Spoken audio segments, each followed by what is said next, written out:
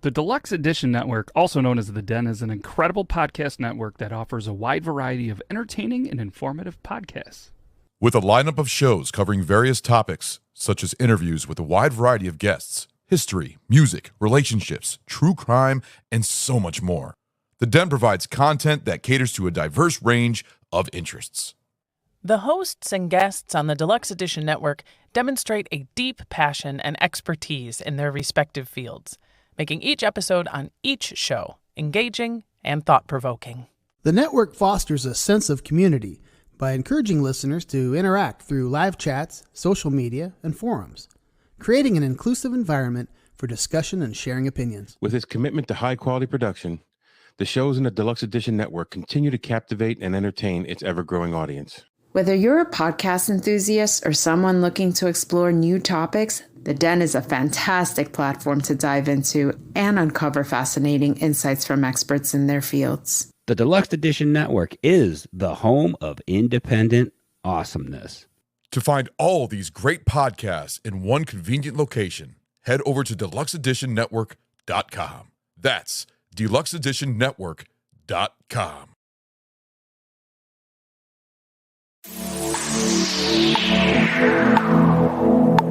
This podcast is part of the Deluxe Edition Network. To find other great shows on the network, head over to deluxeeditionnetwork.com. That's deluxeeditionnetwork.com.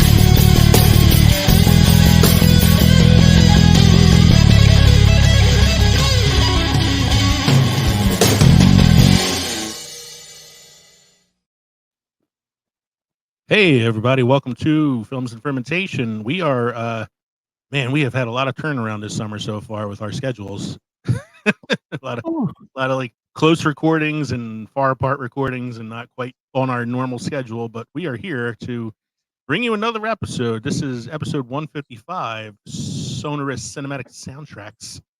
Pardon the alliteration. We're going to be talking about some movie soundtracks tonight. That's right. We are Films and Fermentation, a movie and alcohol podcast. I'm still Leo.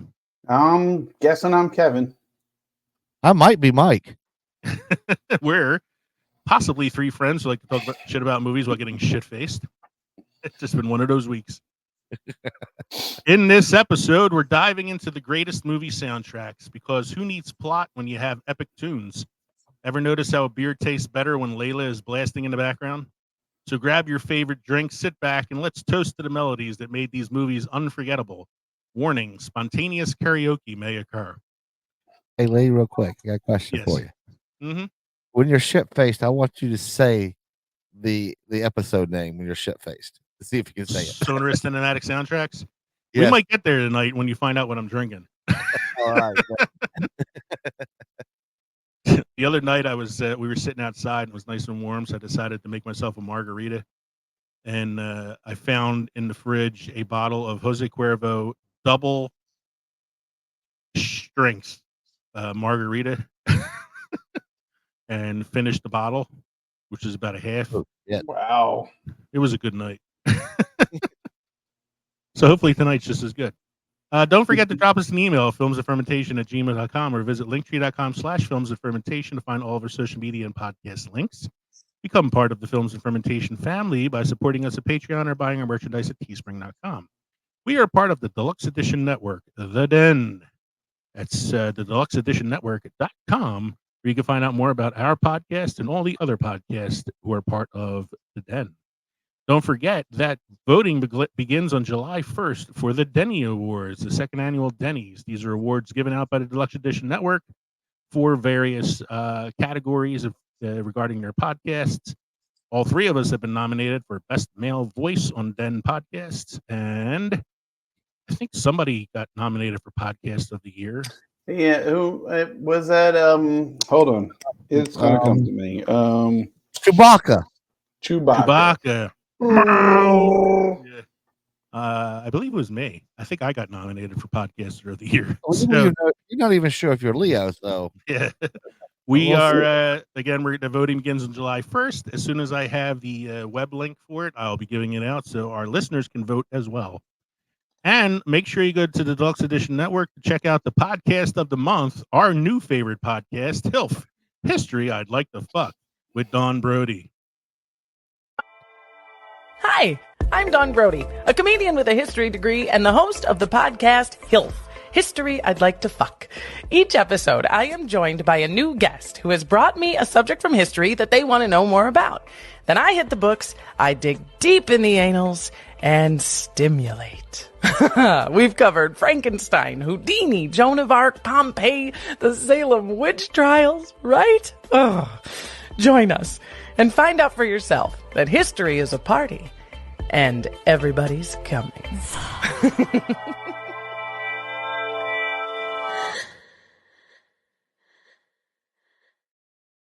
I think having the anal stimulated is very underrated.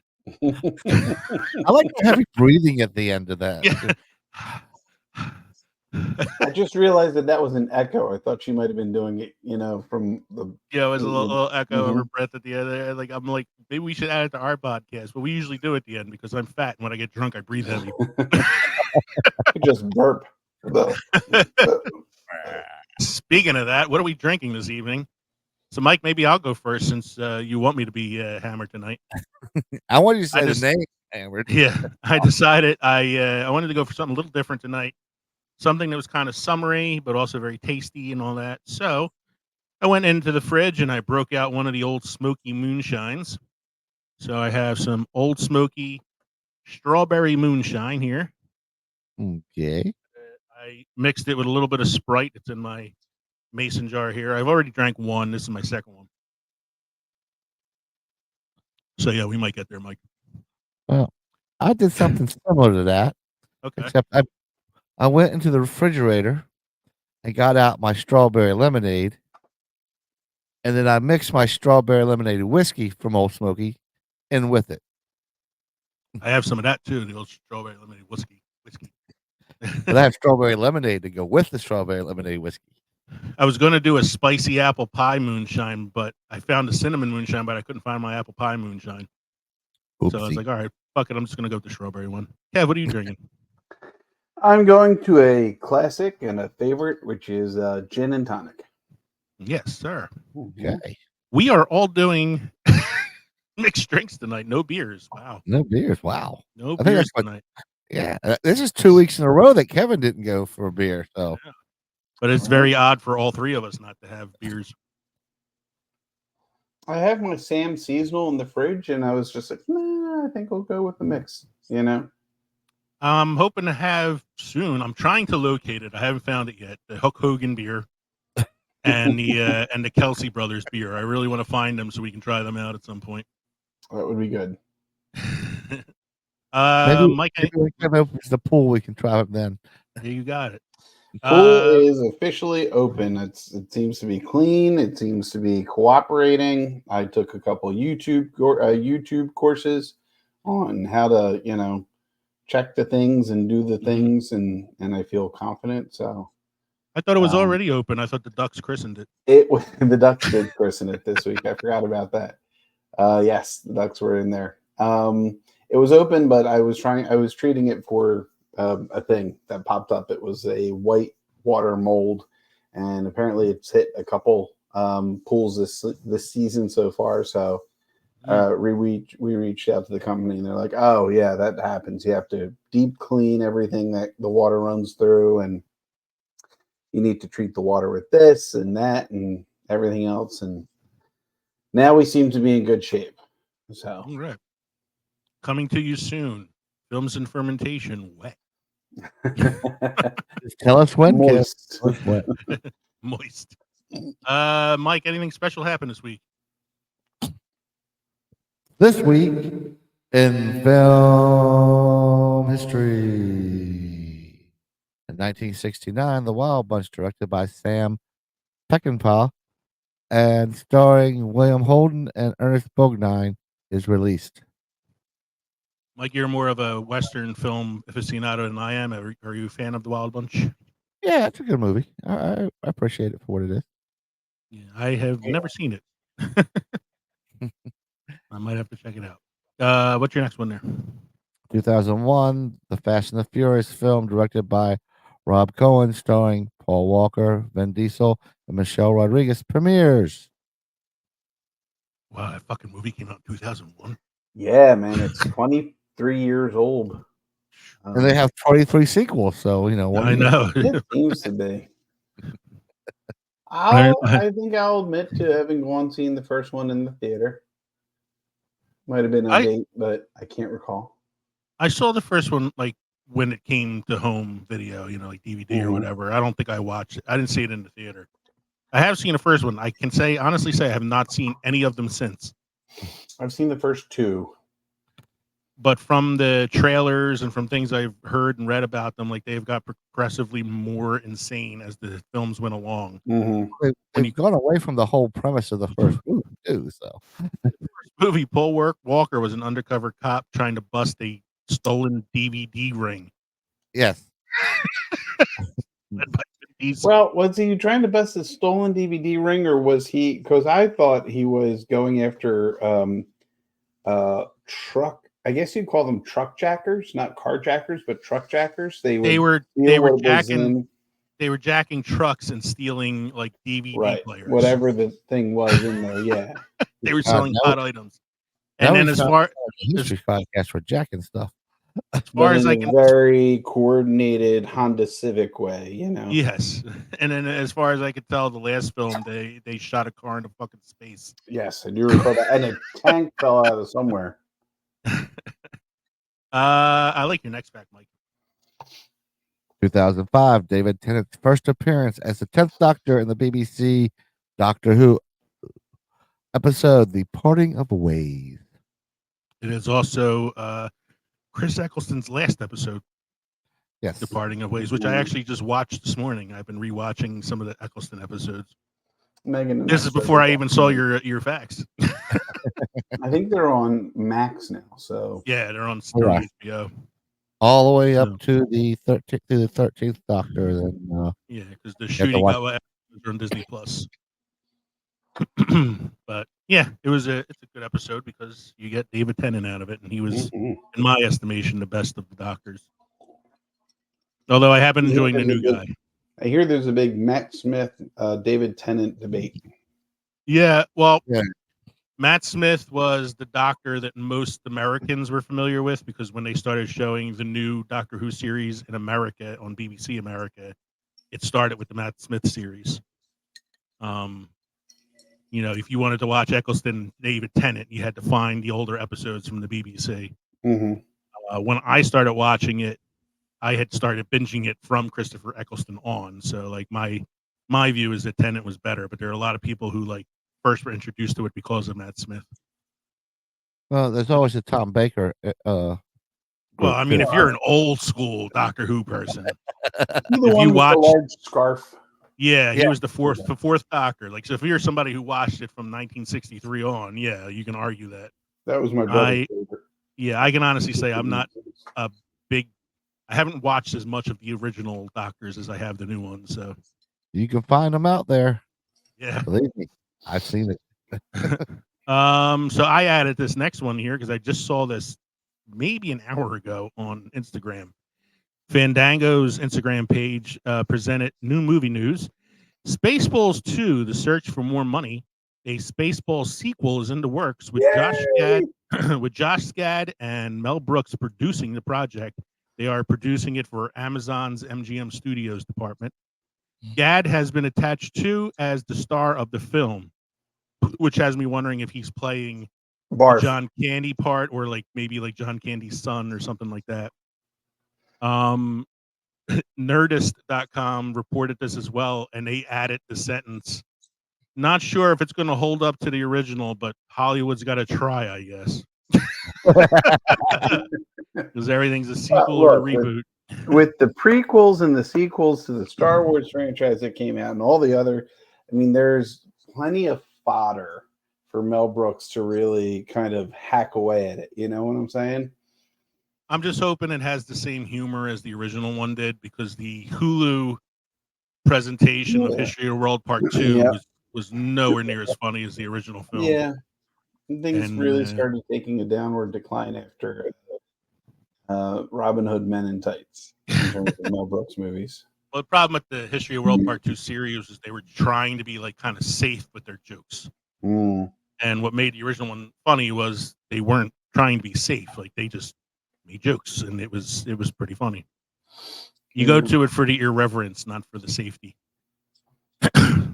So, Mike, you have any must-try beer or craft destinations for us this evening? I do. I have a must-try beer for you. This is Peach Stand Rambler from Odell Brewing Company, Fort Collins, Colorado. Odell pairs a 5.1 alcohol by volume blonde ale with peaches from Palisades, Colorado. It's a hazy yellow brew that has the delicious fruity signature of fresh, ripe stone fruits in the aroma, as well as a great peach flavor, without the sticky sweetness of the real fruit. There is a touch of tartness, however, and a light caramel malt flavor that marries very well with the fruit taste. The base blonde never gets in the way. This is squarely aimed at fresh peach character, but the balance is crafted to make the beer refreshing and very easy to drink. In fact, the mid-palate dryness makes it a crispier beer than most non-fruited. I always found sticky sweetness to be useful when you're trying to stimulate the anals. Mm. Yeah, but you don't like peaches, so it doesn't count for you. Well, certain peaches I like. Just so you know, Mike, I'm on my third mason jar of strawberry moonshine now, so we're getting there. You don't have to get up in the morning. I still have to go to work tomorrow. You have to go to work tomorrow? It's Juneteenth. A national holiday. It's a fake holiday, so. It's not a fake holiday. We're only 17 minutes into the episode, and I'm 3 mason jars in. Until more people celebrate Veterans Day, it's a fake holiday. No, I think Veterans Day is a true holiday as well. Before we get too political tonight, let's go to Kevin's segment. Beer is good. Beer is good. Beer is good. It's not. Beer is good. Beer is good. Beer is good. Let's go drink some beer.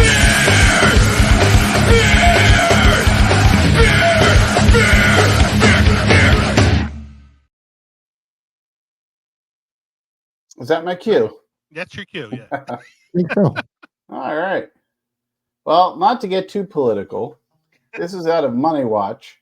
Milwaukee Brewery defends home turf with a not-so-horrible city IPA. That should be the Philadelphia IPA. This is based off of recent news. Not sure if you heard. It may not become Milwaukee's new model, but it's a slogan that's helping a soon-to-be launched craft beer sell. Mob Craft Beer started taking pre-orders on Friday for the ale dubbed, quote, parentheses, not so, end parentheses, horrible city IPA, end quote, which should be available for consumption by early July. We wanted to do something goofy. There's so much tension around politics in our world, and we wanted to have a fun part. Henry Schwartz, CEO of the brewery, told CBS Money Watch. The idea of using a product to send a message came after reports that former President Donald Trump allegedly dismissed Milwaukee as a horrible city in a recent closed-to-the-press meeting with House Republicans on Capitol Hill. I'll skip that part just to kind of keep it not so political. It's been so much fun having Milwaukee be the spotlight for the past few weeks. We're really excited about getting so many people into Milwaukee, Schwartz said, of the upcoming Republican National Convention, a 3-day affair that begins July 15th. It's more societal than political. You hear something, you believe something, added Schwartz of negative impressions formed on the secondhand information. People should come visit Milwaukee and see for themselves what kind of a place it really is, he added. So that's one of the stories for beer news. The other one, a little bit later for you, gentlemen, is Homer Simpson would really love this beer-flavored ice cream. Russian River Brewing in Santa Rosa collaborated with Salt and Straw for its new line of beer-based treats. Salt and Straw is a Portland-based company known for creating off-the-wall ice cream. It's dabbled with blue cheese, sea urchin, potato salad, and smoked Oregon ham. But this brewer series sounds like something people actually might enjoy putting in their mouth.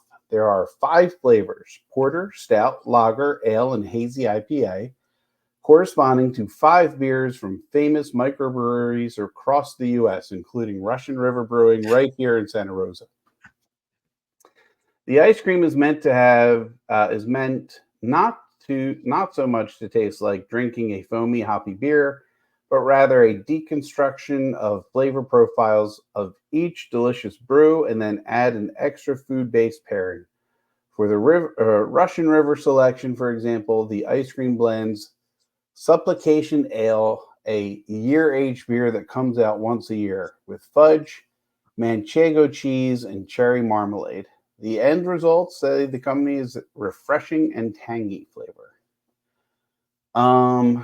So I'll just go through a couple of the beers that they've made with the ice cream that they made with the beer flavoring. Miter's Black Striped Porter and Bread Pudding. Breakside's Barrel Aged Chocolate Stout. Monkish Space Cookies and Cream Hazy IPA. La Tropical's La Original Lager with Guava. Guava? Guava. Guava. Guava. I would try the chocolate stout one. Yeah. I would That try one the sounds cookies and cream one too, probably. Yeah, probably. Yeah. Oh, guava. The other two are not too. Yeah. For a minute there, I wasn't sure where that story was going. It sounded almost like the worst Thanksgiving ever until we got to the ice cream flavors. Yes. Well, you know. I don't know. Sticking stuff in the mouth and you making faces over there like you wanted to say something, Leon. I had my mic off because we're only 22 minutes in and the heavy breathing has started.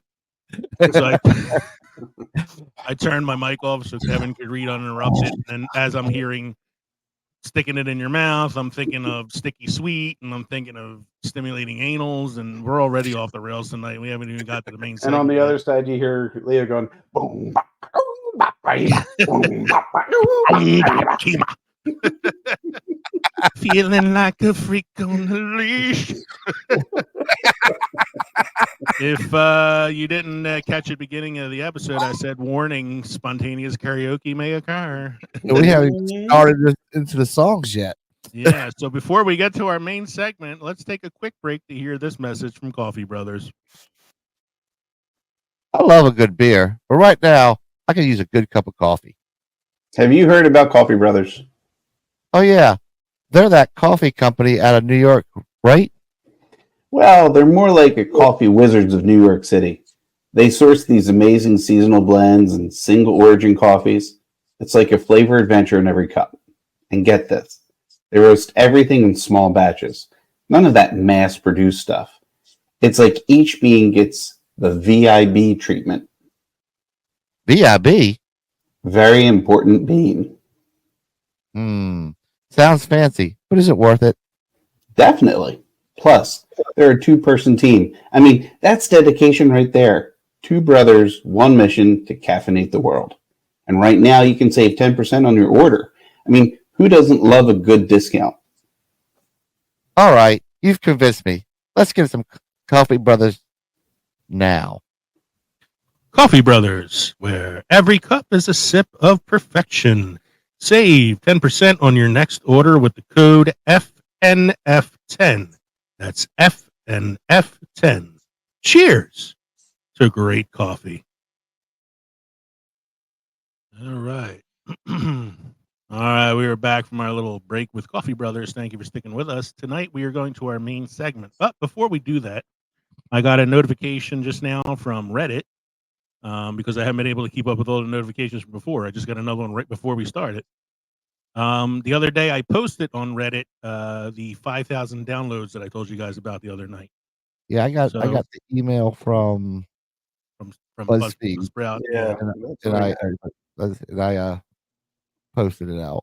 So we have crossed the 5,000 download threshold on Buzzsprout, and I posted something about it on BuzzFeed, not BuzzFeed, on Reddit the other day. Mm-hmm. And we just got a notification from a account called Podtastic Audio, who said, "Amazing guys, congratulations." So thank you for that, Podtastic Audio. Thank you. Reddit. When do we get our free toaster? It's in the mail. This for a free toaster. Yeah, the check's in the mail. We're doing it for a football phone. So Man, we I are. wanted a football phone. Do you know how many bank accounts I opened just to try to get a football phone? I had one of those phones growing up that was see-through, so you can see all the pieces inside it. Yeah, that's what I was limited to myself. All right. So our main segment this evening is ready, Mike? Sonorous cinematic soundtracks, and that is after almost 3 whole. That was okay. Let's see how well you do at the end of the show. Sonorous cinematic soundtracks. So what we did, each of us put together a list of movies that we enjoyed the soundtracks for. So when we first thought about this last week, the immediate thing was we were putting all these movies together, and I had Les Mis on my list at one point. I was like, you know what? I think I'm going to try to stay away from musicals because we had done a musical episode in the past already. Yeah, we talked about our favorite musical movies. So I said, I'm just going to stick to films that have soundtracks with popular songs on them that are just really fun to listen to. Each of us came up with 6 movies. I know it's an odd number, but we couldn't stop, adding things to our list. We had to try to control ourselves. But we came up with 6 movies each. There are other movies out there that I know we forgot or that we didn't have on our lists. We'll mention them a little bit later. I also have a shout-out section that we'll be doing at the very end of this for all the people on all the socials who contributed to tonight's episode by letting us know what soundtracks they were talking about. But before we get into this, I'm going to play a little quick clip from the top songs from movies that I found on YouTube earlier today. So here we go. If you're watching us on YouTube, you can watch along with the video. If you're listening to the audio podcast, see if you can guess what movies these songs come from. Of course, the video needs to have sound. Yeah. So let's try that again. To the best around. This is what it When sounds doves like cry. when doves cry. Yeah, so the sound is not working on the video. Power of Power love. of love. Cry, little sister. Oh man, I missed that one. The circle of life. My Sharona. Lonely, Hey, Mr. Tallyman, telling me banana. Daylight. Stop us now. Stand by me. I got you, babe. babe. Hey now, you're an all-star. You're an all-star. Game Get the on, game on. don't Go play. play. I have I don't no know this idea. one. I fell into a burning ring of fire. I'm gonna feel it. Purple rain, purple rain. Right, that's enough of that. That's enough of that shit show. Jesus Christ. So, yeah, my intention there was to play a video from YouTube that had all these great songs on it, but the audio wasn't working. So I hope you enjoyed that brief karaoke segment. We serenaded you. Warning, karaoke may break out in this episode. So why don't we go to our list then? So we each have 6 movies. I guess we'll do our round robin like we normally do for this. Sure. And we will talk about the movie. Smaller though. What's that? Could you have made the font any smaller? You're welcome to make the font bigger if you want. I made it smaller because when I had it at the normal size font, it was like 27 pages. Oh, okay. I was trying to make it a little I'll easier. just zoom in. Just zoom in, yeah. My font looks fine on my end. I see everything. Kevin's got those old eyes. So do I. I wear glasses so I got can the read bottles, the Coke bottle glasses. So we're each going to talk about one of our movies. We're going to look at the soundtrack list, talk about some of the songs, maybe sing a few, and why we chose those films. So I'll start then. My first movie on my list of great movie soundtracks is Goodfellas. Now, when you're talking about somebody who knows how to add music to a soundtrack, Martin Scorsese is one of the first names that pops up. He loves to use popular songs in the soundtracks and not just like, scores. In fact, if you look at some of his original screenplays, in the note sections on the sides and the margins, you'll often see his handwritten notes, which songs he would like played in which episode, in which scenes from the film. So he's very meticulous about the music he plays. And for my money, his best soundtrack has to be Goodfellas. You have songs like Tony Bennett's Rags to Riches on there. Sincerely, Speedo, Stardust, Look in My Eyes. These are all great songs from like the 50s, 60s, and 70s. Life is But a Dream. Baby, I Love You from Aretha Franklin. Beyond the Sea. Sunshine of Your Love, which gets played during one of the, scariest scenes in the film where you see Jimmy Conway, the Robert De Niro character, scheming to kill everybody. Manish Boy, Layla, which has the great instrumental scene where you see all the dead bodies rolling up from the Lufthansa heist. Yep. Jump Into the Fire and Memo from Turner from Mick Jagger. Pound for pound, an amazing soundtrack, I think. It is. I think my favorite songs on here, I love Rags to Riches. I used to sing that with my a cappella group. I love Beyond the Sea from Bobby Darin. But I think the most iconic song on this soundtrack has to be the piano exit from Layla. I think it's played over that scene of all the murders. You know how he did, what was it, the VH1 Storytellers, or maybe it was, I don't know, or maybe it was MTV Unplugged, but he did Layla acoustic slow. Oh, Eric Clapton you're talking about. Eric Clapton, yeah, I'm sorry. Yeah, that was MTV Unplugged. MTV Unplugged. It took me at least a good 3 years to realize that and the Layla from Goodfellas was the same song. Because the one on the Goodfellas soundtrack is when he was with Derek and the Dominoes, and it's a very fast, hard rock version of the song, and then it breaks into that piano concerto at the end. And the Layla he played on Unplugged was his version of it, which was a much slower, more like bluesier version of the song. Both great versions of the song. But yeah, I think that piano exit portion in Goodfellas is just such an iconic scene. Well, you hear that, and that's the scene you think of. That's what you think of when you hear the piano exit. I think that's what makes a good soundtrack is like you hear a song and you immediately think of like a movie. Like when I hear that one Rolling Stones song, it's just a shadow away. It's just a shadow away. Like the first thing I think of is Platoon.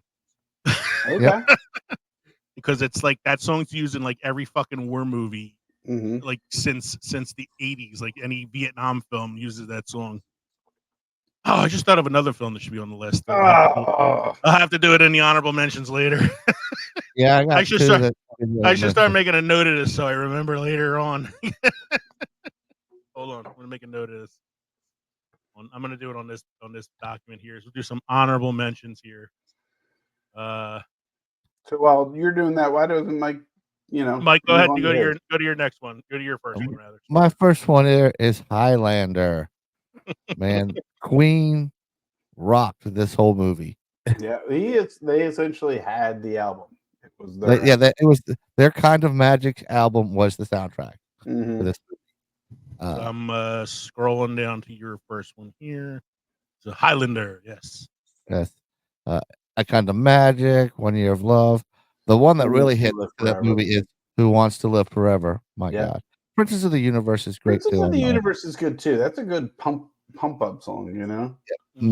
That's Give Me the Prize, Kurgan's theme. I love that one too. Well, I Yeah. got one I got to add to the honorable mentions now, just based on Queen. We'll talk about it later, but you'll see it as I'm adding it here.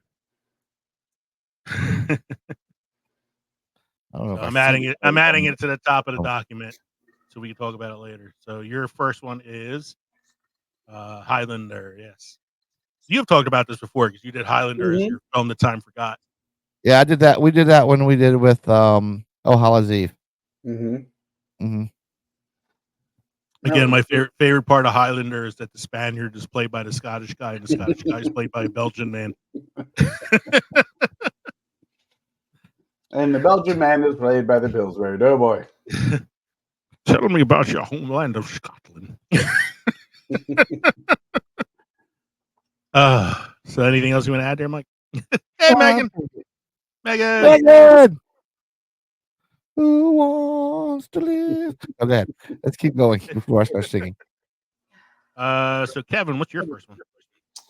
My first one, it would help if I had my list up on it. Oh, Forrest Gump. Forrest Gump. What's your name? Forrest Gump. Forrest Gump, ladies and gentlemen. This, I mean, talking about this, first of all, this soundtrack has 32 tracks to it. And they're all awesome. Hound Dog by Elvis Presley. Land of a Thousand Dances by Wilson Pickett, which for me always brings up the great outdoors. Joan Baez, Blowing in the Wind. Fortunate Son by CCR. I can't help I mean, this is it really Another song as that's in every Vietnam movie. pretty much as it walks you through his life and the years, you are getting a sample of like 4 or 5 songs from each of the years that the movie highlights, you know.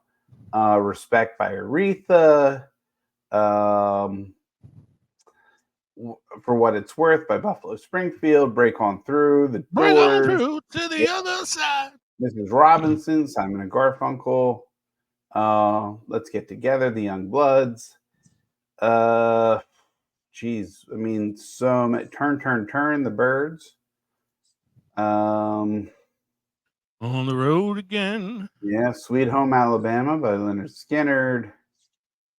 Raindrops keep falling on my head. Yeah. That doesn't mean And my eyes will honestly, soon I know be we're not talking about turning movie red. scores or orchestral or anything instrumental, but it's one of the most notable instrumental score like themes. You play it and people just know it, you know. Mm-hmm.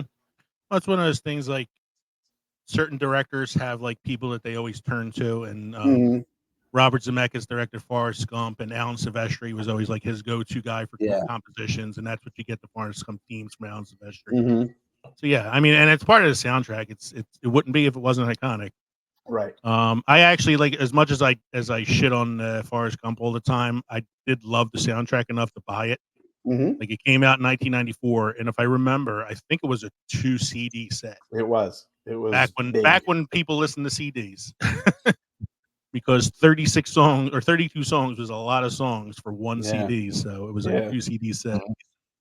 And yeah, and you can see, like, because the movie goes through so many decades, that the songs go through the decades too. Like I remember that the Hound Dog one was one of the early scenes when he was a kid and he meets Elvis Presley and he teaches him how to do the Elvis dance. ends up staying in his house or something because it's like a room and board or whatever. He models his dance on the way that Forrest dances. Right. Yeah, some great songs. Yeah, and the Land of a Thousand Dances. Yeah, because that's the end scene from Great Outdoors. So my next film, let me get back to the top of the list here, is, so I had trouble choosing one Tarantino film to pick. Because at least early in his career, Tarantino is very similar to Scorsese in that he'd like to score his films with popular songs. And so I wasn't sure what I wanted to pick, and I didn't want to go multiple Tarantino movies, so I have on my list Pulp Fiction / Reservoir Dogs. Because of all his films, these are the 2 that I actually owned the CDs for when they came out. Pulp Fiction in 94 and Reservoir Dogs in 92. Pulp Fiction, you have Jungle Boogie, Let's Stay Together, from Al Green. Son of a Preacher Man. Son of a Preacher Man. You get a lot of like guitar instrumental songs in that film, like Surf Rider and Bustin' Surfboards and stuff like that. Girl, boom, boom, boom, you'll be a woman soon. Soon. I like that the Pulp Fiction soundtrack actually had clips from the movie play before certain segments. Yeah. What was the theme that actually, I mean, it was played on the radio when the movie came out, but it was really just guitar. Yeah, that was can't think of it. That's the first song on there, I think, Miserlin. Mhm. I think that's the one. It's either that one or I can't remember who played the song, but it was like a surfboard instrumental. Yeah.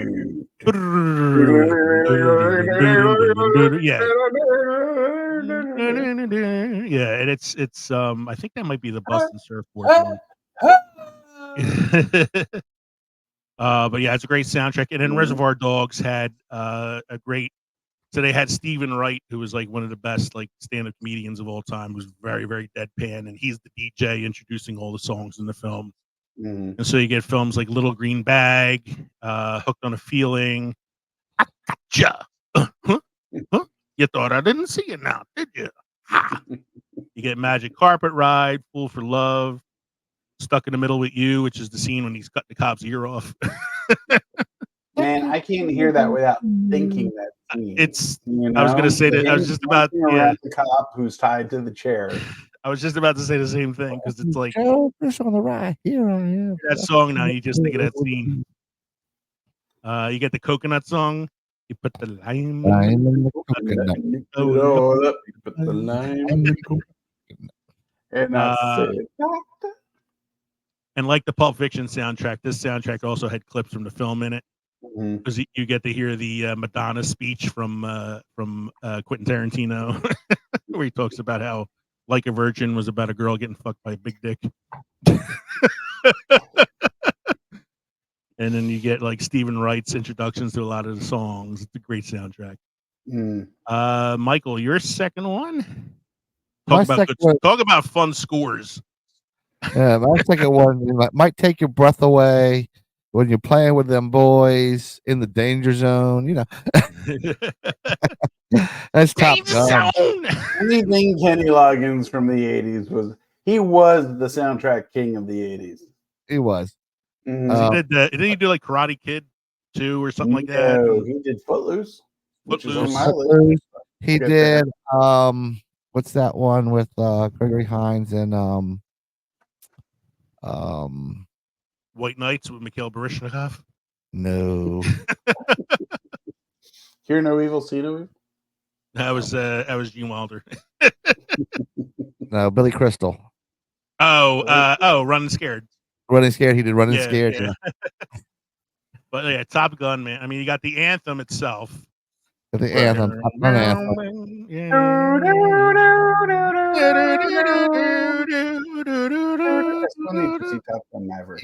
got, anytime, even now, I want to go sit in the Afterburner game and listen to Danger Zone play. I love that game. The sit down version. You got to sit down. It had to move with your control. Right. Absolutely. Listening to Danger Zone. Well, Kevin and I have a different interpretation of Danger Zone because whenever we hear it, we think of Archer. I started rewatching Archer now. That's back on. Oh, it's so great. We got Take my breath away. I'm upset that the soundtrack doesn't include Tom Cruise and the other guys singing "You Lost That Love and Feeling." You lost that love and feeling. Great Balls of Fire. Yeah. But they do have it is a fucking amazing soundtrack. Good soundtrack. Yeah. Totally 80s, man. Like that soundtrack screams 80s. Yes. Kev, your second one is a great one too. Oh man, it's so good. So if you didn't get it from Forrest Gump, you're going to get it from this because there's a lot of crossover between Forrest Gump and Almost Famous from 2000. Some of the common threads, you got Simon and Garfunkel. You got the Beach Boys. You got Leonard Skinner. Some new ones here. Some new ones here. So Almost Famous. Great movie too. Really interesting movie. That was not really a biopic. It was based off of Christopher Columbus's working with Rolling Cameron Stone Crowe. magazine, right? Cameron Crowe. Sorry, Cameron Yeah. Crowe. Right. Chris Columbus. My God. But it's got a great soundtrack. We got Feel Flows from Beach Boys. We got Fever Dog from Stillwater. My favorites from A Simple Man from Leonard Skinner. That's one of my favorites. Tiny It's another Dancer. one like you said with Goodfellas. When you hear Layla now, you can't help but think about that scene. When you hear Yeah. Tiny Dancer now, Tiny Dancer, it's hard not to think about that scene on the bus. Yeah. Oh, Cat Stevens. Dancer. Yeah. Count the headlights on On the the highway. Seen All Good People from Yes. Man, it's just a lot of good songs on here. One Way Out from the Allman Brothers. I mean, it takes place in the 70s, I want to say. 70s, I want to say, so like early 70s. A lot of those like 70s rock, anthems are on it. It's great. It's such a great movie. Mm-hmm. Yeah. That's. I feel like I just watched Almost Famous within like the last year or two. I haven't seen it in a while, and it's got three girls that I really. I mean, Kate. You got Kate Hudson. Kate Hudson. You got Anna Veruza Paquin. Balk, And Anna Paquin. Yeah. Mm-hmm. It's a great movie, man. And Zooey Deschanel. I forgot she was in Zooey it too. Deschanel and the lead singer of the band is Jason Lee. Jason Lee. Billy Crudup's the guitar player. Mm-hmm. Yeah, great movie. Mm-hmm. It's the one I think I have to give a little rewatch too soon. I am. My third movie is one that I actually just rewatched like a week or two ago. It is American Graffiti. Came out in 1973. The film takes place during the 50s. So it's a very 50s doo-wop heavy soundtrack. It is an amazing film. I like that they got. I'm sorry, I didn't mean. Go ahead. Go ahead. You go ahead. No, say what you're going to say. I'm going to steal your thunder. I know. No, go ahead. Say what you're going to say. Throughout the movie, you have Wolfman Jack, who is introducing the songs and pretty much, orchestrating the whole soundtrack throughout the movie. DJing it. He's DJing it. Yeah. He's also a character in the film. You do see him at the end when Richard Dreyfuss goes to him to try to find a girl that he's been looking for. So the movie has 41 songs on the soundtrack. Holy shit. So it's another like, what's that? How many DVDs? This had to at least be 2. It might have been 3. It was one LP album. Yeah. For our listeners who aren't familiar, a CD stood for compact disc. Where you would store this one actually might have been a double cassette. Actually, at that time period, it might have been a double 8-track. No, dude, if this was on an 8-track, you only had 8 songs on an 8-track. This would have been 5 8-tracks. You got the entire collection of American Graffiti. Yeah. The thing that's cool about this though is like the songs are very singable. You can sing along with all of them.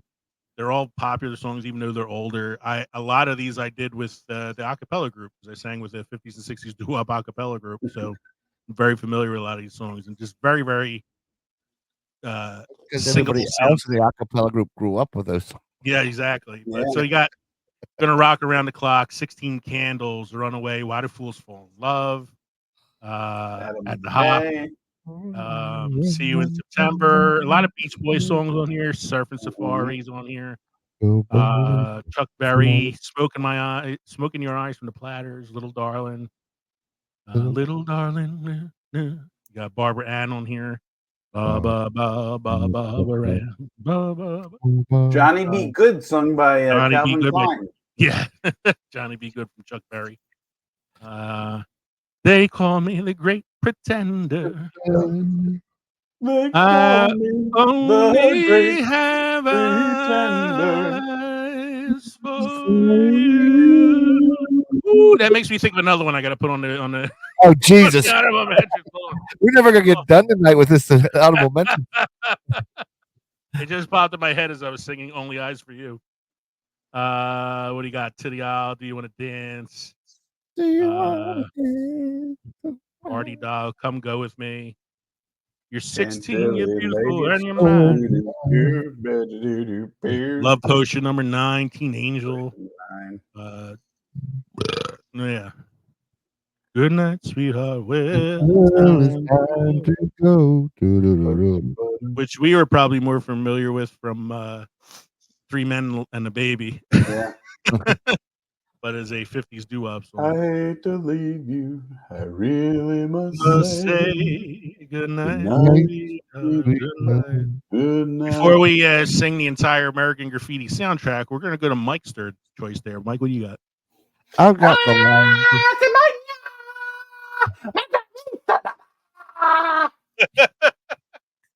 Exactly. Shabadoo. I got the Lion King. Years ago, Kevin went to see the Lion King live on stage in Philly.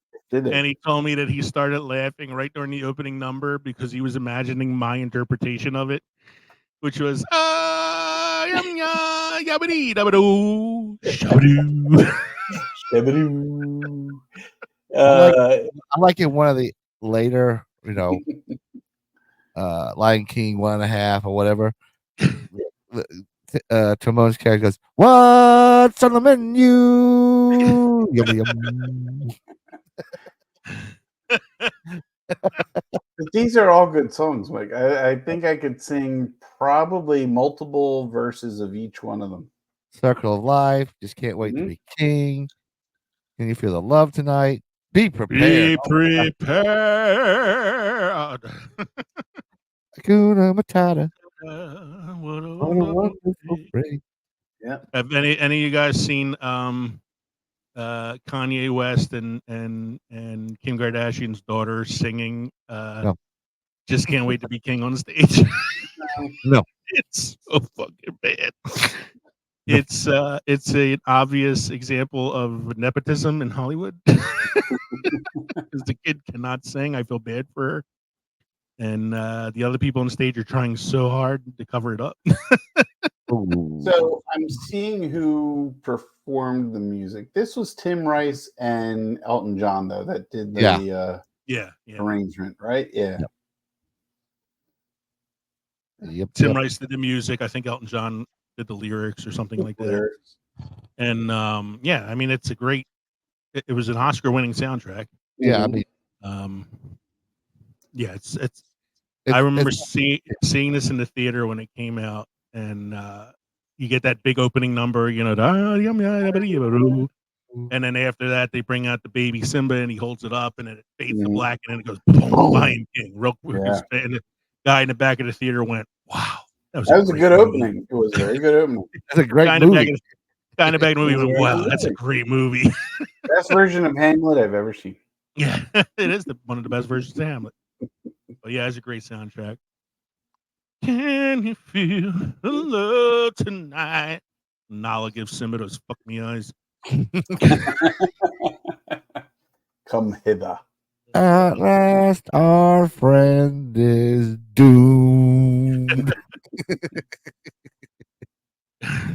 When he was a young warthog. When I was a young warthog. Nobody ever stood downwind.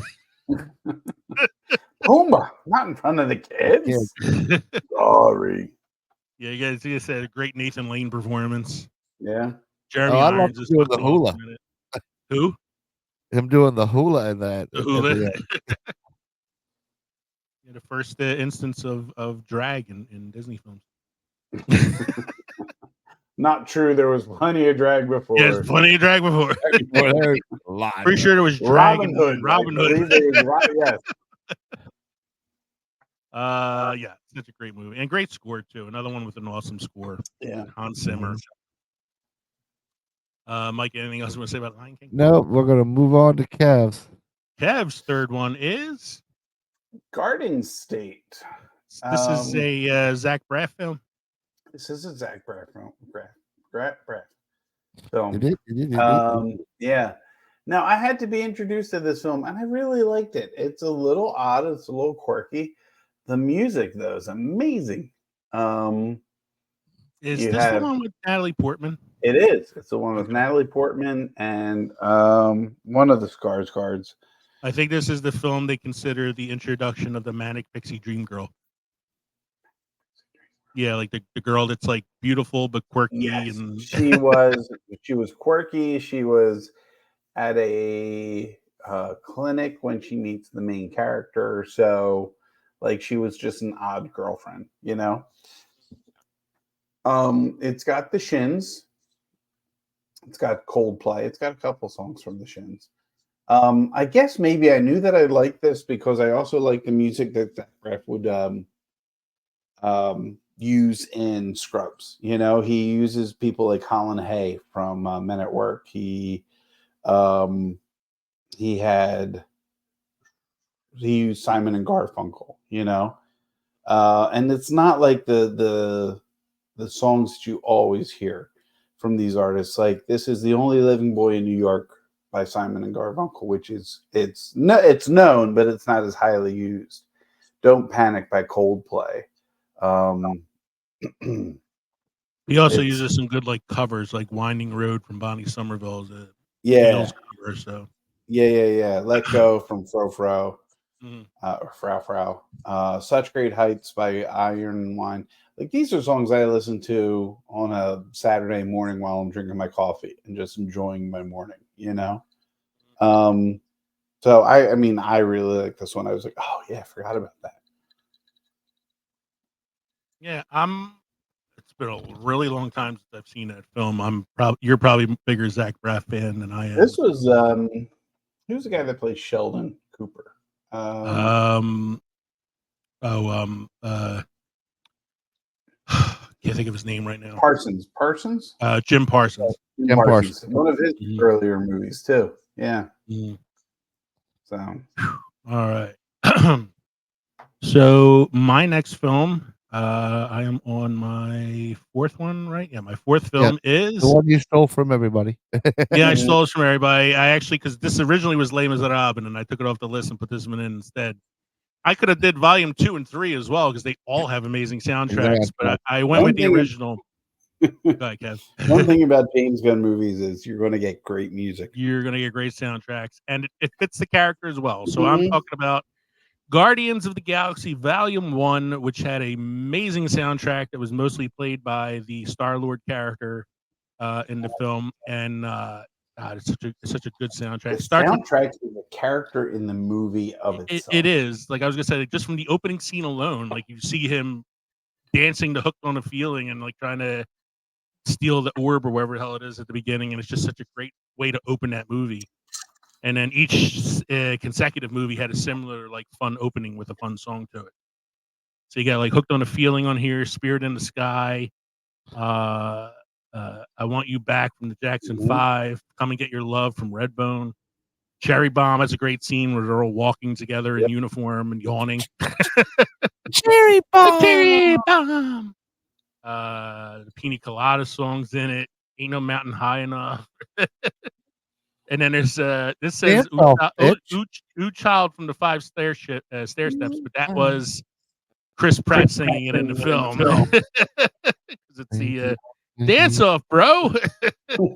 Ooh, child, things are gonna get easier. Come on, Gamora. No? Okay, take it back. Someday things are gonna get easier. Hooked on a feeling. I'm high on believing you're in love with me. Such a great soundtrack. It's an amazing like poppy. Oh god, soundtrack. it's a great soundtrack. Yeah. And the second and third one too. Both are really, really good soundtracks.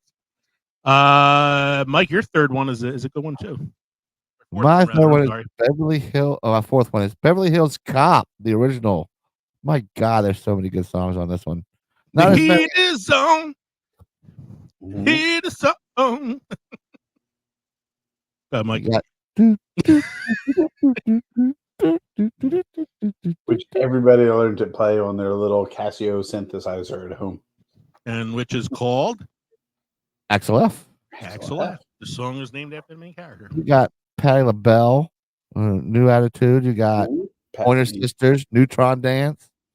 Of course, Glenn Fry, The Heat Is On. Mm-hmm. God, it's a great soundtrack. Just to give you an update, Mike. This is, I think 5. Are you going to be able to edit this tonight?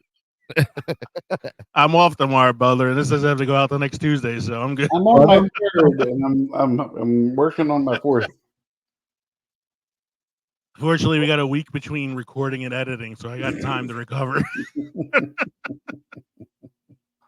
So yeah, it's a great soundtrack. Have you? Are you interested in the fourth one at all? No. It's going to be on Netflix. I stopped it. I watched 3, and I'm sorry I gouged my eyes out after a while. I stop at 2 anytime I ever see it again. 2's got a good soundtrack too. Mm-hmm. Yeah. I mean, it's a lot of repeats from the first film, but there are some other songs on there too. Surprised they actually didn't reach out to Eddie Murphy to record any music for his.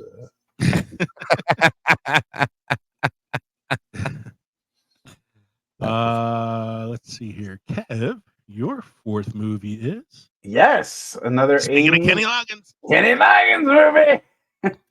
Footloose, your goose. Put on your Sunday shoes.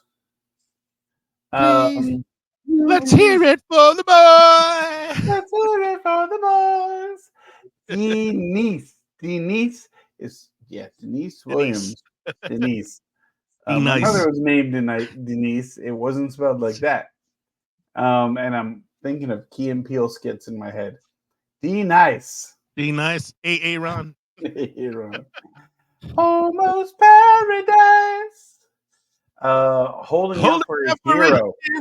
I was going to put on Short Circuit 2 for Holding Out for a Hero. But I'm glad I held off and Footloose. Yes. Sammy Hagar went solo for The Girl Gets Around.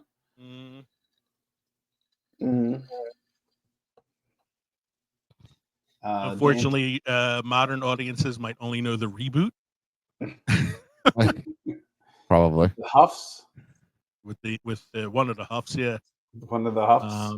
But check out the 1984 Footloose classic with Kevin Bacon. Kevin Bacon. Everything goes back to Kevin Bacon. Philadelphia. And, well, see, Kevin Bacon. You should have done that one after Guardians of the Galaxy because Kevin Bacon is the hero. He talks about Guardians of the Galaxy. Why did they stick the sticks up their ass? So cruel. Why did they put the sticks up their butts? Real hero, Kevin Bacon. You guys see the Guardians of the Galaxy holiday special? Yes. Where they abduct Kevin Bacon? Give to Star-Lord? Yes. Good Lord. Hey, Mike, I'm feeling it. I bet. My next one. What's the name of this episode? The name of this episode is Sonorous Cinematic Soundtracks. Okay, he takes a breath because he's got to get it. I got to tell you, though, I broke the seal during halftime, and I'm sorry about it because now I got to go bathroom again. Grab a bottle. I'm almost. I've almost emptied the Sprite bottle, so I'll have plenty of room afterward. Oh, there you go. My next movie is from 1991. It's probably a lesser known film, but man, it's a really good movie, and mostly because of the soundtrack. It's The Commitments. So this is a movie about a group of people in Ireland who are musicians, and they decide to start a band, but they decide to do a sort of like blues cover band playing all these songs that were not traditional in Ireland at the time. Man, it's such a good fucking soundtrack. And I don't have any of the people who sang the original songs on the soundtrack on here because all of these songs are sung by the Commitments actors. who make up the band in the film.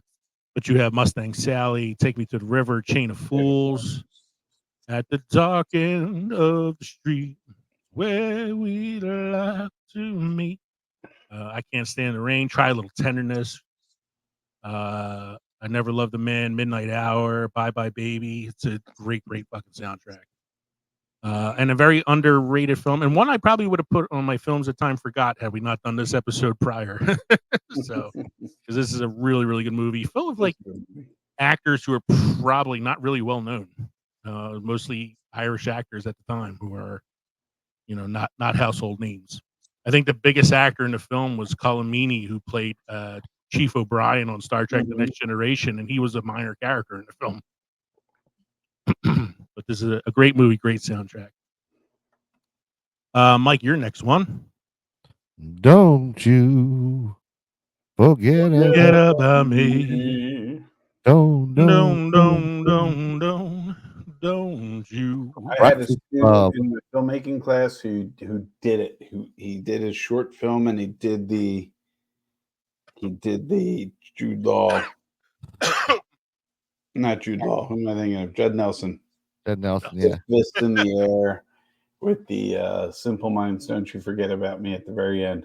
I was very impressed. He was playing to my weaknesses in these movies.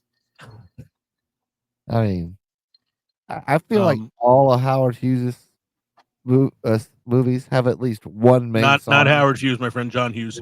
John Hughes, sorry. Wrong. Howard Hughes made airplanes. Yes, he did. He did. And piston jars because he was weird. Long fingernails. Right. I am four and a half moonshines into this episode, and I knew it was John Hughes. Yeah, well, I always get names wrong. No, but you're right, because he did movies like 16 Candles and there's always like one main song for the whole. You could put Ferris Bueller on this list because it's got a great soundtrack too. Yeah. I should just put down John Hughes movies. Yeah, John Hughes movies. That should have been my number 5. Soundtrack. But I think you picked the right one though, because I think of all the John Hughes films, this one definitely has probably the best soundtrack. Mm-hmm. Yeah, by far. Because you got, just so when you hear again, like we said with other things, when you hear that Simple Minds song, what do you think about? You think of, Judd Nelson at the end of the film, fist in the air, walking down the field. That thing that gets in your head. I also think of what's the song that plays when they're doing they smoke the joint and they're all dancing in the library. Is that the reggae? I think, is that the reggae song, or is that because I feel like there were words to that song. I don't remember though which scene it was, what song it was.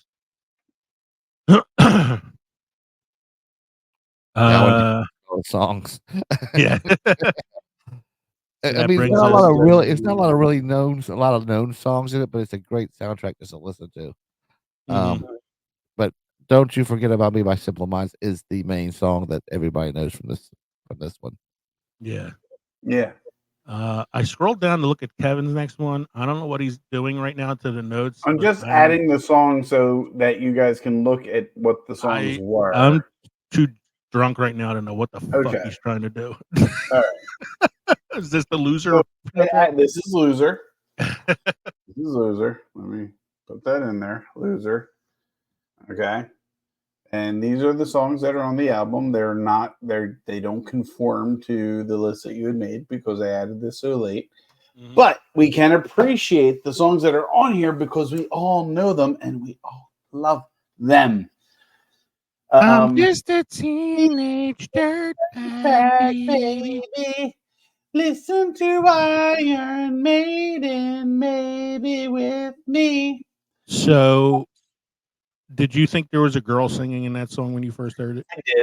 I did. I don't know nothing of Wheatus, and this was probably their only hit, but whatever. Katie and I went to see the Bare Naked Ladies in concert one year, and Wheatus opened for them. And the lead singer comes out and he starts singing a song. And before he breaks into that part, he goes, "Yes, it's me. It's not a girl." And then he starts singing that part. And it's like, wow, it was just the same guy singing both parts in that song. Pretty fly for a white guy. Right? So it's got The Offspring, which is great. I'm blue. I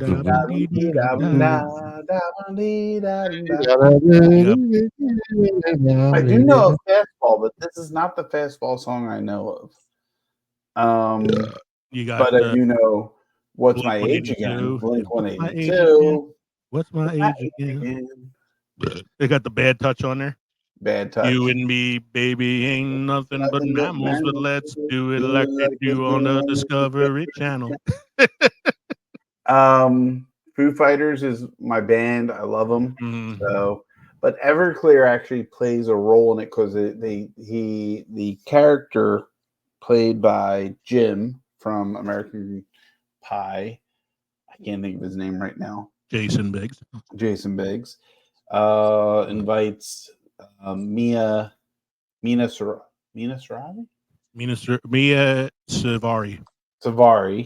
who was also from American Pie. Who was also from American Pie, to the concert, the Everclear concert. So they have a couple songs on here. We have I Will Buy You New Life and So Much for the Afterglow. Song was used. You got She's So High above me. She's so lovely. So and look, it's a 2000. I think the movie was 2000. It's a good soundtrack for the 2000s. I mean, when you think of it, it's a very good soundtrack. There's not a lot of soundtracks in the 2000s. Well, I'd say, like I said this in the intro, like not every movie is great, but some movies still have a great soundtrack. Yeah. And Losers one was like, it's not a great movie. They tried to I wanted to say land on the success of American Pie by having Jason Biggs and Mina Savari in it, but not a great movie, but a great soundtrack. Yep. My last one, which I added earlier because I was like so angry that I forgot about it, is The Blues Brothers from 1980, starring John Belushi, Dan Aykroyd, the original Blues Brothers film, all about blues songs from like the 60s and 70s. God. Yeah, you got a lot of guest singers in the film, like Aretha Franklin, Ray Charles, James Brown. But then you also got the Blues Brothers. He got the Blues Brothers covering the songs themselves. So you got like "Give Me Some Lovin'," "Shake a Tail Feather," "Everybody Needs Somebody to Love." You got "Think" from Aretha Franklin. You got the theme from Rawhide that they sing at the country bar. Cab Calloway is on it singing "Minnie the Moocher," which is like one of his big hits. My favorite song on the soundtrack is "Sweet Home Chicago." And then at the finale of the film, they're singing "Jailhouse Rock." Prior to the film and after their stint on SNL, Dan Aykroyd and John Belushi actually toured as the Blues Brothers for real and actually made, I think, 4 studio albums as the Blues Brothers, where they covered a lot of these like popular blues songs. So like it was a legit thing before they even did the movie in 1980. But it is a funny film, good film, classic comedy, and great soundtrack. So Mike, what's your list film?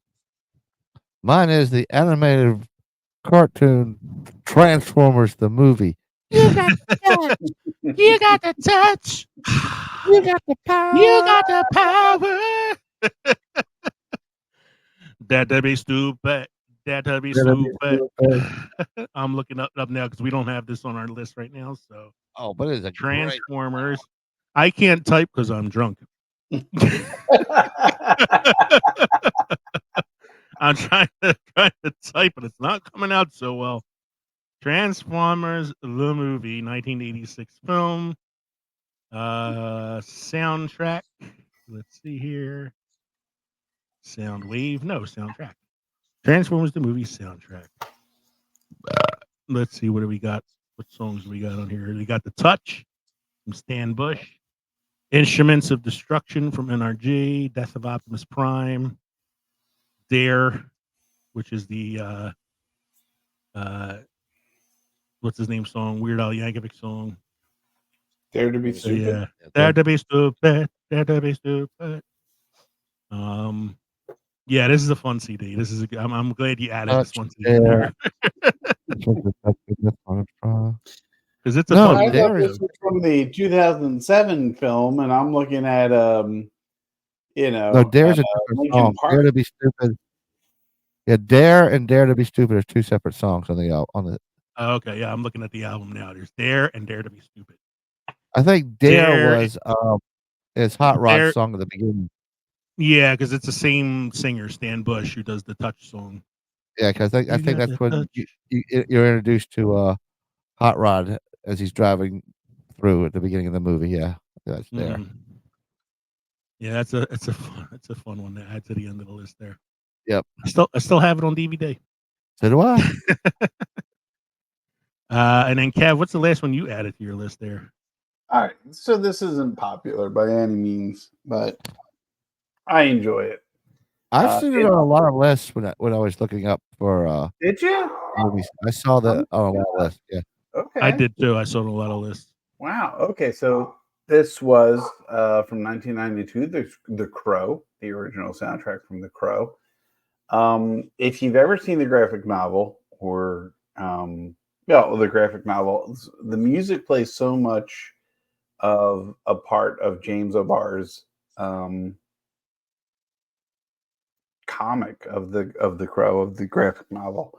So he uses The Cure. He uses Joy Division. Like the music is like a character in itself in the comic. So to watch the movie and to listen to the music that was included, The Cure, you hear Burn from The Cure, you think The Crow. This was maybe Stone Temple Pilots. I'm not going to say this was their introduction, but this was a popular song, The Big Empty by Stone Temple Pilots at the time. Got me into Nine Inch Nails, got me into Rage Against the Machine. But I can enjoy the entirety of the album, Yeah, Violent Femmes, Rollins Band, right? Pantera. Band. Yes, exactly. This is like a who's who of like 90s hard rock. Yes. Mhm. Go like teetering on goth rock, Kinda, yeah. So by listening to that, it got me into so the Matrix soundtrack, and Rage is on that, is Rob Zombie, as is everything else. Oh, that's another one that got to go in the shout out one, Isn't man. that a good Matrix. one? Matrix is a great one. Man, I thought of this album and it ignited Underworld, because that had a lot of good songs on it. There was just, I don't think I went through a goth phase. I definitely know my wardrobe didn't know that I was, into this, but yeah, I liked a lot of it got me into Nine Inch Nails. It got me into Underworld, got me into A Perfect Circle, which got me into System of a Down, and just I spiraled from there. I really got into some of this music. I agree with you said with like the Matrix too, because Matrix kind of got me into like Rage Against the Machine. Yeah, bands right. like that. Yeah. So I'm a little drunk. I know I'm very drunk. I know we missed a lot of movies tonight, but I did put together a little honorable mention list as we were working on this. So I have these movies on my list so far. I got Good Morning Vietnam, had a really great soundtrack. Really great one. Another one of those like war soundtracks. I got Mike, after you talked about Highlander, I thought of this one, Flash Gordon, which is also a Queen soundtrack. I thought they only did the one song. Yeah, but I still count it. I have the Bronx Tale on here because after I was talking about like some of the songs on Goodfellas, it made me think of Bronx Tale. Pitch Perfect, the a cappella movie with Anna Kendrick, had some really good songs in it. You're gonna laugh at me for adding this one, but the movie sucks, but the soundtrack's actually really good. It's Trolls, which is also an Anna Kendrick film, an animated film. I added Ferris Bueller's Day Off for those really good Howard Hughes films that Mike likes. John Hughes. And then I added one, even though there's really only one song that is kind of memorable from this movie, it made me laugh when I thought of it. So I was like, I'm going to throw it on the honorable mentions. Pee Wee Herman's Big Adventure. Tequila. Now, here's a few for you, Lee. If you're going to go about Queen, you have to go with Iron Eagle. And another one that I thought of as we're going through this. Two more that I thought of. Apocalypse Now. Uh-huh. They're a real good soundtrack. And Lost Boys. Lost Boys is a great soundtrack. It's a great soundtrack. Platoon had a really good soundtrack too. It was that very like 60s rock soundtrack. So before Hold on. Before we don't move on. Don't move on. I'm not moving on. Kevin has his honorable mentions. What's your honorable mention? Well, I was thinking because again, when Mike mentioned Highlander, I was thinking that this soundtrack kind of reignited an interest in the band Queen was Wayne's World. Oh yeah. Right? I mean, the whole driving and listening to Bohemian Rhapsody scene. Yep. You know, and now I'm looking at it here. We have Red Hot Chili Peppers. You got Black Sabbath. Yep. You gotta think like, and Lady. the band that Tia Carrera sings with in the film covers a lot of really good songs too, like Ballroom Blitz and all that. Yeah, that's a really good soundtrack too, Wayne's World. Yeah. All right, I'm gonna share my screen with you real quick, so I can show you the slide presentation I put together for our shout outs, because we had so many shout outs. Can you guys see the screen? Yeah. Yes, but it's very small. Let me make That's it all right. larger. I'm just gonna read them out to you anyway, because there were so many of them. I'm just gonna kind of like fly through them real quickly if I can. So on Reddit, Rich Vocals 80 gave us Pulp Fiction, Goodfellas, Bronx Tale, Breakfast Club, and Breakin'. 3 out of 5.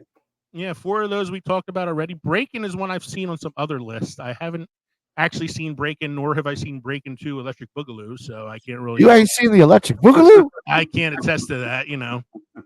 Also on Reddit, we have, in terms of pure score, Spirited Away, which is a Miyazaki animated film from Ghibli Studios. It's a very good movie, but yeah, it's more of a score than it is a soundtrack. Right, and I want to cover scores down the road because I got Yeah. a lot of artists that I would put down. Yeah, for scores. we'll definitely talk about that somewhere in the future. But for actual soundtracks, they went with Pulp Fiction, no question. Okay. Also on Reddit, we have Petite Reality Font. Bites. Ooh. Yeah, the La Vida Más Chevée Mhm. podcast gives us Reality Bites. Empire Records, another good one. The Crow and Dirty Dancing. Which I said, like, I'm not a big fan of the movie, but it is a really good soundtrack. Good soundtrack. That's true. Yeah. On Instagram, Sharon Ahona gave us Empire Records. A very good one. Also on Instagram, the movie guy. Manning Day too. Yeah, the movie guy gave us Judgment Night. The movie is a weird movie. It stars Dennis Leary and Emilio Estevez. It's kind of like a cult film from the 90s, but it has a very much like who's who of like 90s rappers on the soundtrack, which is really cool. An American Graffiti, which I talked about. We got Forrest Gump, of course, from Stephen M on Instagram, and Machine Gun Cards on Instagram said, if you're talking from a who is on the soundtrack, Judgment Night. If it's from a song aspect, the logical choice is Forrest Gump. Forrest Gump. This is on Facebook.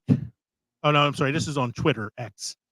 This is Richard at R. Lewis Philly, who said, I searched for the Mortal Kombat. Don't interrupt me. There's a really good dad joke here. Hold on.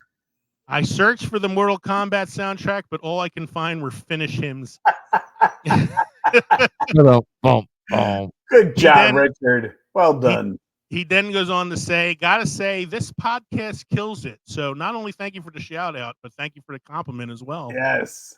And as a thank you, I threw his post over here of his profile on Twitter. He is the host of the Street Curb Curiosity podcast. So check out Richard's podcast if you can. What better song could you work out to than the Mortal Kombat?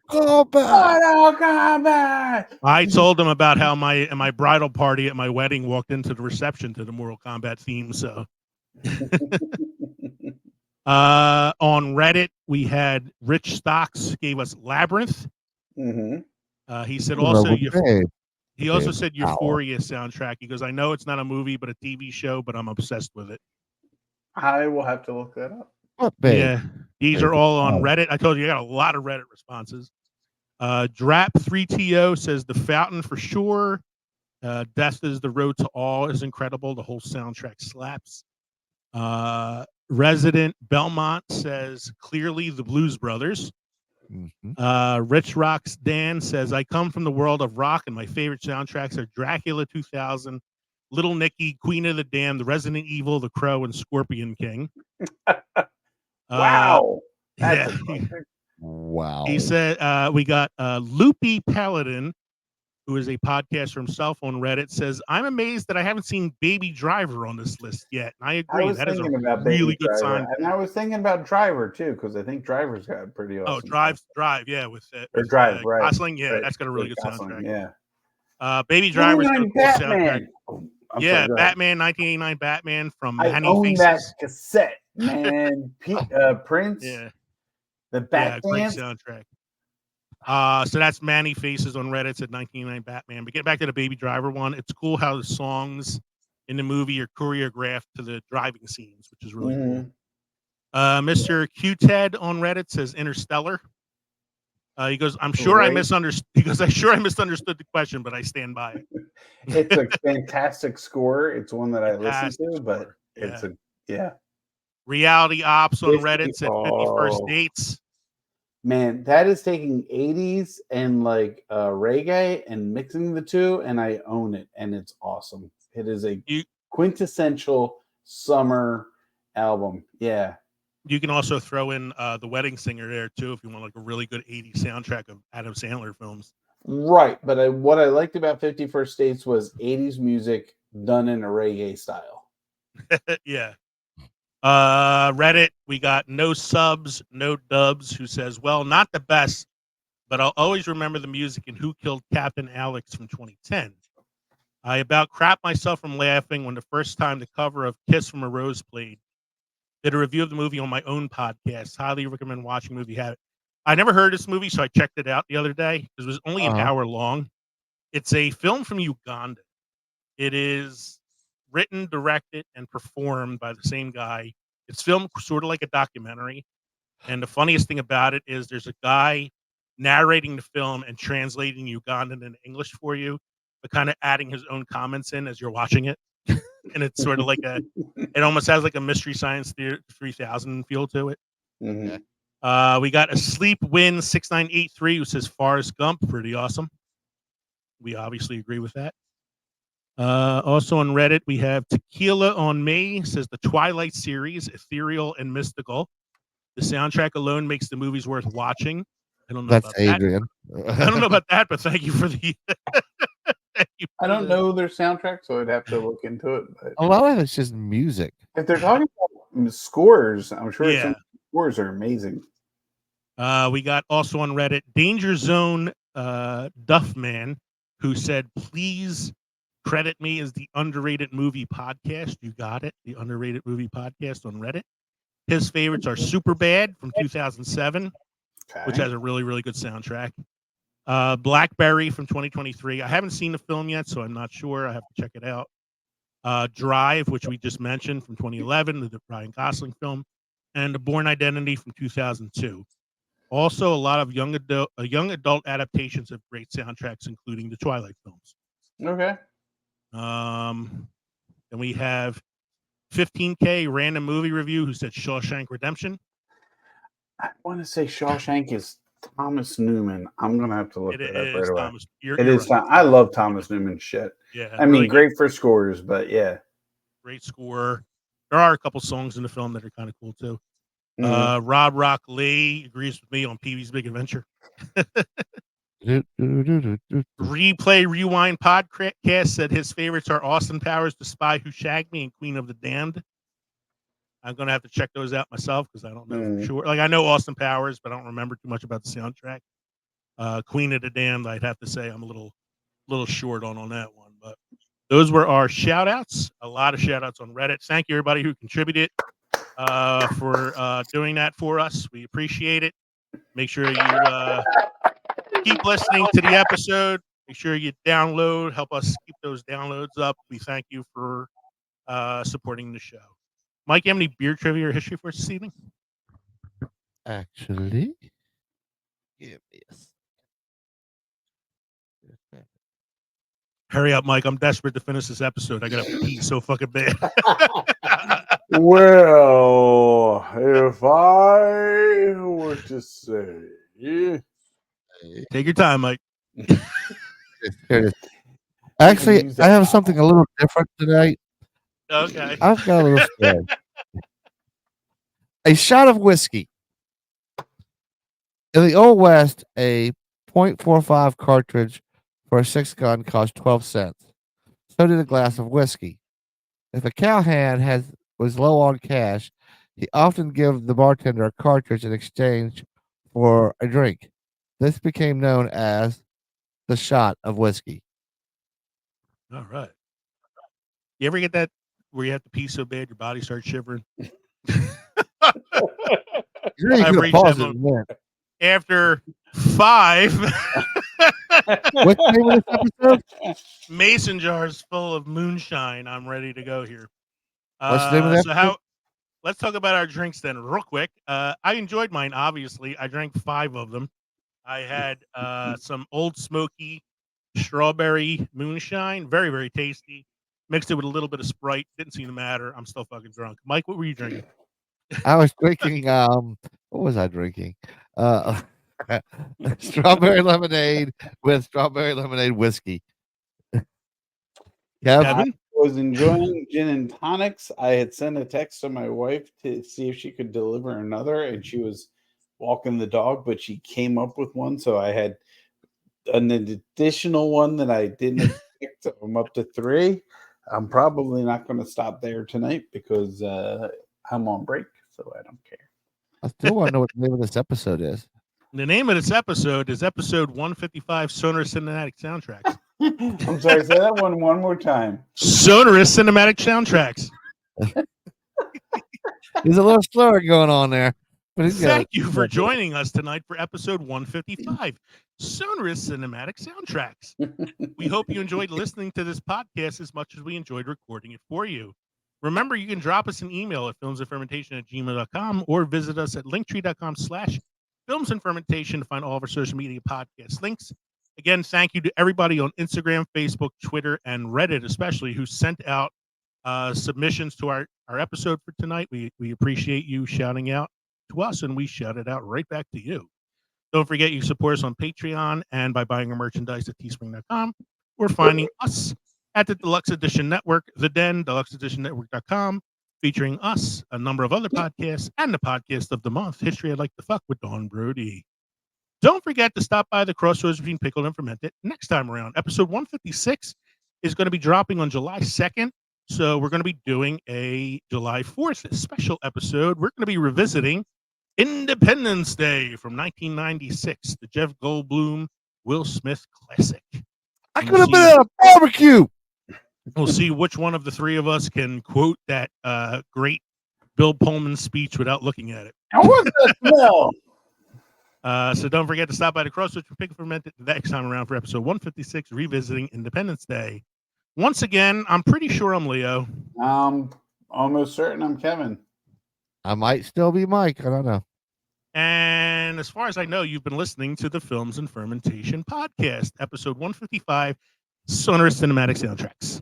Thanks again, everybody, for joining us. Cheers. We'll see you around. Cheers. Cheers.